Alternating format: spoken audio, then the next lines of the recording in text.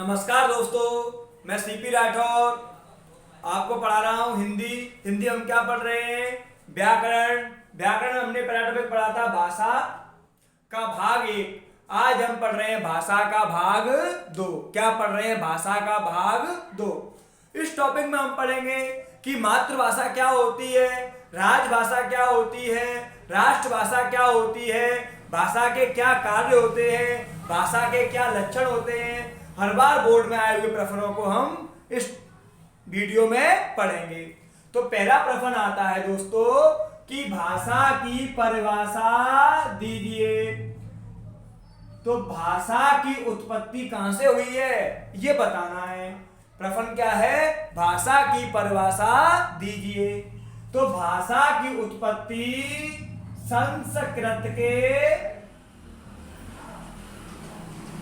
संस्कृत के भाष धातु से हुई है, जिसका शाब्दिक अर्थ होता है कहना या प्रकट करना।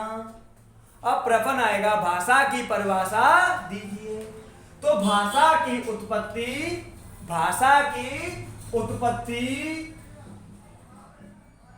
संस्कृत के भाष धातु से हुई है, जिसका शाब्दिक अर्थ है कहना या प्रकट करना, अर्थात भावों एवं विचारों का आदान प्रदान करना ही भाषा कहलाता है। क्या कहलाता है? भाषा कहलाता है। अब दूसरा प्रश्न आ जाए कि भाषा के 2 कार्य लिखिए। क्या प्रश्न आ जाए? भाषा के 2 कार्य लिखिए। तो नंबर 1 क्या है?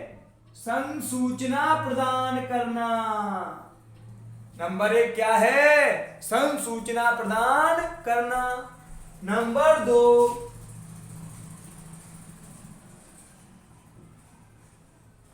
उद्बोधन करना। नंबर 2 क्या है? उद्बोधन करना। नंबर 3 रसास्वादन करना। नंबर 4 चिंतन। प्रश्न क्या है? अब प्रश्न ऐसे आ जाए कि भाषा की परिभाषा देते हुए भाषा के 2 कार्य लिखिए। तो क्या लिखोगे? भाषा की उत्पत्ति संस्कृत के भाष धातु से हुई है, जिसका शाब्दिक अर्थ है कहना या प्रकट करना, अर्थात भावों एवं विचारों का आदान प्रदान करना ही भाषा कहलाता है। भाषा के 2 कार्य निम्न हैं। नंबर 1 संसूचना प्रदान करना। नंबर 2 उद्बोधन करना। नंबर 3 रसास्वादन। नंबर 4 चिंतन। ये क्या है? भाषा के कार्य। यही प्रश्न ऐसे आ जाए कि भाषा के लक्षण लिखिए। प्रश्न क्या आ गया? भाषा के लक्षण लिखिए अथवा भाषा की विशेषताएं लिखिए। तो ये प्रश्न बढ़िया है, बोर्ड में आ जाता है। तो भाषा के लक्षण क्या होते हैं तो बता दूं थोड़ा मैं आपको। भाषा क्या है? तो भाषा परंपरागत वस्तु है। भाषा के लक्षण क्या है? भाषा परंपरागत वस्तु है। नंबर 2 क्या है? भाषा सामाजिक वस्तु है। भाषा कैसी वस्तु है? सामाजिक वस्तु है। नंबर 3 भाषा अर्जित संपत्ति है। भाषा कैसी संपत्ति है? अर्जित संपत्ति है। नंबर 4 भाषा चिर परिवर्तनशील है, यानी भाषा में हमेशा परिवर्तन होता है। नंबर 5 क्या है? भाषा का कोई भी अंतिम स्वरूप नहीं है। नंबर 6 लिख सकते हो आप, भाषा हमेशा कठिन से सरल की ओर गमन करती है। तो ये क्या है? भाषा के लक्षण, यानी ये क्या है? भाषा की विशेषताएं। अब एक प्रश्न आ जाए, भाषा पैतृक संपत्ति है, सत्य असत्य? तो ये दोस्तों असत्य है। भाषा पैतृक संपत्ति नहीं है, भाषा सामाजिक वस्तु है। भाषा अर्जित संपत्ति है, ना कि पैतृक संपत्ति। अब एक प्रश्न आ जाए सामान्यतः यहीं पर कि भाषा के दो कार्य लिखिए, तो क्या होगा? संसूचना प्रदान करना, उद्बोधन करना। लेकिन प्रश्न आ जाए भाषा के लक्षण लिखिए, लक्षण अलग होते हैं, लक्षण यानी कि विशेषताएं। तो भाषा क्या है? परंपरागत वस्तु है। भाषा अर्जित संपत्ति है। भाषा क्या है? चिर परिवर्तनशील है। भाषा का कोई भी अंतिम स्वरूप नहीं है। अब यहां से प्रश्न आता है दोस्तों कि मातृभाषा की परिभाषा देते हुए इसकी 4 विशेषताएं लिखिए, अथवा मातृभाषा क्या है, इसका ज्ञान होना क्यों आवश्यक है। तो इसकी जानकारी क्या है दोस्तों? तो जो बच्चा है उसका विकास कहाँ होता है? परिवार में होता है। परिवार के लोग विशेषकर माँ बच्चे को जिस भाषा को सिखाए वो भाषा क्या है? मातृभाषा है। अब हमारे यहाँ बच्चे का जन्म हुआ है, मातृभाषा क्या होगी? हिंदी होगी। बच्चे का जन्म हुआ है कश्मीर में, वहां की राजभाषा है उर्दू, तो उस बच्चे की मातृभाषा क्या हो जाएगी? उर्दू हो जाएगी। नागालैंड की राजभाषा है इंग्लिश यानी अंग्रेजी। अगर बच्चे का जन्म हुआ है नागालैंड में तो वहां की मातृभाषा क्या हो जाएगी? नागालैंड की मातृभाषा क्या है? अंग्रेजी। अब किसी बच्चे का जन्म हुआ है मध्य प्रदेश में तो उसकी राजभाषा क्या हो जाएगी? मातृभाषा क्या हो जाएगी? हिंदी हो जाएगी। तो प्रश्न आए कि मातृभाषा किसे कहते हैं, अथवा मातृभाषा किसे कहते हैं, इसका ज्ञान होना क्यों आवश्यक है। तो वह भाषा जिसमें मां अपने शिशु को, वह भाषा जिसमें मां अपने शिशु को संस्कार ग्रहण कराती है उसे मातृभाषा कहते हैं। इसका ज्ञान होना अति आवश्यक है। इस भाषा के ये पारिवारिक कामकाज की भाषा होती है। मातृभाषा को अनपढ़ व्यक्ति भी बोल सकते हैं, समझ सकते हैं। इस भाषा के लिए अत्यधिक परिश्रम की आवश्यकता नहीं पड़ती। अब यही प्रश्न ऐसे आ जाए कि मातृभाषा की 4 विशेषताएं लिखिए, तो पहला प्रश्न क्या बन जाएगा? वह भाषा जिसमें मां अपने शिशु को संस्कार ग्रहण कराती है उसे मातृभाषा कहते हैं। नंबर 2, इस भाषा के लिए विद्यालय की आवश्यकता नहीं पड़ती। नंबर 3, अनपढ़ व्यक्ति भी इसे आसानी से बोल सकते हैं, समझ सकते हैं। नंबर 4, इस भाषा के लिए कठिन परिश्रम की आवश्यकता नहीं होती एवं इसे पारिवारिक कामकाज की भाषा कहते हैं। अब यही प्रश्न दोस्तों ऐसे आ जाए कि राजभाषा किसे कहते हैं। राजभाषा का मतलब क्या है? किसी राज्य की शासकीय भाषा। थोड़ा आपको बता दूं मैं, संविधान की 8वीं अनुसूची में, किसमें? संविधान की 8वीं अनुसूची में 22 राजभाषाओं का उल्लेख है। अब ये प्रश्न आ जाए कि राजभाषा किसे कहते हैं, इसकी विशेषताएं लिखिए। तो वह भाषा जिसमें किसी राज्य या प्रदेश सरकार का शासकीय कामकाज संपन्न होता है उसे राजभाषा कहते हैं। अब प्रश्न आ जाए राजभाषा की 2 विशेषताएं लिखिए। तो राजभाषा में किसी प्रदेश सरकार का शासकीय कामकाज संपन्न होता है। राजभाषा में विशाल शब्दकोश होता है।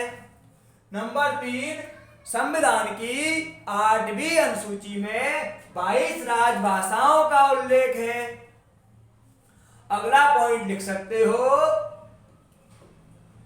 वह भाषा जिसमें किसी प्रदेश सरकार का शासकीय कामकाज संपन्न होता है उसे राजभाषा कहते हैं। इसमें प्रचुर मात्रा में साहित्य उपलब्ध होता है।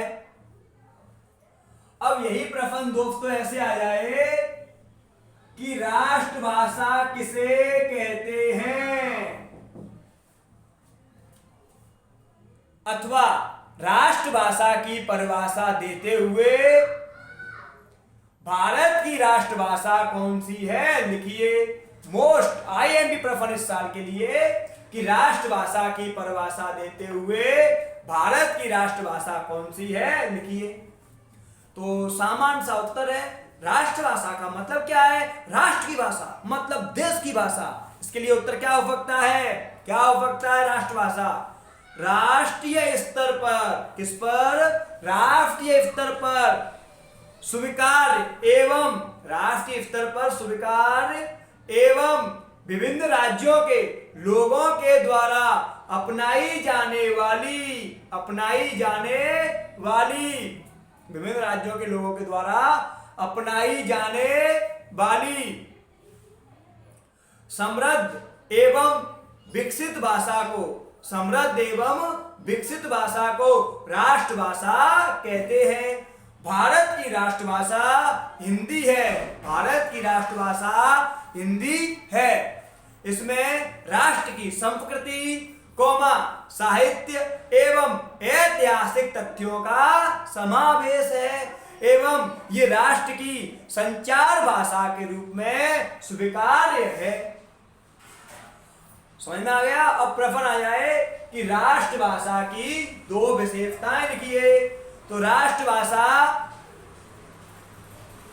का क्षेत्र व्यापक होता है, राष्ट्रभाषा किसी राष्ट्र के शासकीय कामकाज की भाषा होती है, राष्ट्रभाषा का विशाल शब्दकोश होता है। एक पॉइंट ये लिख सकते हो, किसी देश के बहुसंख्यक जन समुदाय द्वारा बोली जाने वाली भाषा राष्ट्रभाषा होती है।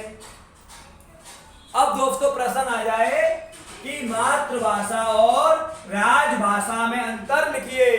अंतर बहुत मोस्ट है, या प्रश्न ऐसे आ जाए कि मातृभाषा और राजभाषा की परिभाषा दीजिए। तो क्या लिखोगे, वह भाषा जिसमें माँ अपने शिशु को संस्कार के रूप में ग्रहण कराती है उसे मातृभाषा कहते हैं। वह भाषा जिसमें एक राज्य का शासकीय कामकाज संपन्न होता है उसे राजभाषा कहते हैं। दूसरा पॉइंट, मातृभाषा के लिए विद्यालय की आवश्यकता नहीं होती क्योंकि इसे माँ सिखाती है। और राजभाषा को हम कभी सीखते हैं, विद्यालय से। वह राजभाषा के लिए विद्यालय की आवश्यकता होती है। मातृभाषा के लिए कठिन परिश्रम की आवश्यकता नहीं होती। और फिर तुम विद्यालय से सीखेंगे, परिश्रम करते हैं, आ ई उ पढ़ते हो, रटते हो, तब सीखते हो। तो राजभाषा के लिए अत्यधिक परिश्रम की आवश्यकता होती है। प्रत्येक भाषा को मातृभाषा कहते हैं। संविधान की 8वीं अनुसूची में 22 राजभाषाओं का उल्लेख है। अब यही प्रश्न दोस्तों ऐसे आ जाए कि राजभाषा और राष्ट्रभाषा में अंतर लिखिए। तो क्या लिखोगे, वह भाषा जिसमें किसी प्रदेश या राज्य सरकार का शासकीय कामकाज संपन्न होता है उसे राजभाषा कहते हैं। इसमें क्या लिखोगे, किसी राष्ट्र की वह विकसित एवं समृद्ध भाषा जिसमें किसी देश का शासकीय कामकाज संपन्न होता है उसे राष्ट्रभाषा कहते हैं। राजभाषा का संबंध किसी राज्य तक ही सीमित होता है या एक से अधिक राज्यों तक ही सीमित रहता है। राष्ट्रभाषा का संबंध संपूर्ण राष्ट्र से होता है, इसलिए इसे क्या कहते हैं, संपूर्ण राष्ट्र की भाषा कहते हैं। राजभाषा का क्षेत्र सीमित होता है, राष्ट्रभाषा का क्षेत्र व्यापक होता है। राजभाषा का संबंध अन्य भाषाओं से नहीं होता। राष्ट्रभाषा का संबंध देश की अन्य भाषाओं से भी होता है। तो दोस्तों, मैं सीपी राठौर यानी कि छत्रपाल राठौर आपको क्या पढ़ा रहा हूं? हिंदी पढ़ा रहा हूं। आज हम पढ़ रहे हैं भाषा का भाग 2 और आज आपका भाषा का इकाई पूरा टॉपिक हो गया। अब आपको मैं मोस्ट प्रश्न कराऊंगा, बोर्ड में आने वाले प्रश्नों को कराऊंगा। अगर ये प्रश्न आपको करने हैं तो आप क्या करो, इस चैनल को सब्सक्राइब कर दो और वीडियो को लाइक करो। और तुम्हें क्या करना है, वीडियो को शेयर भी करना है। हम पूरी हिंदी पढ़ लेंगे इसी YouTube चैनल पर। मोस्ट प्रश्न कराऊंगा, अभी ऑब्जेक्टिव के टेस्ट भी लूंगा, सब टेस्ट मैंने बना लिए हैं। आप तो बस तैयार हो जाओ हिंदी पढ़ने के लिए, पेपर लगाने के लिए, ऑब्जेक्टिव सॉल्व करने के लिए। तो मिलते हैं नेक्स्ट टाइम।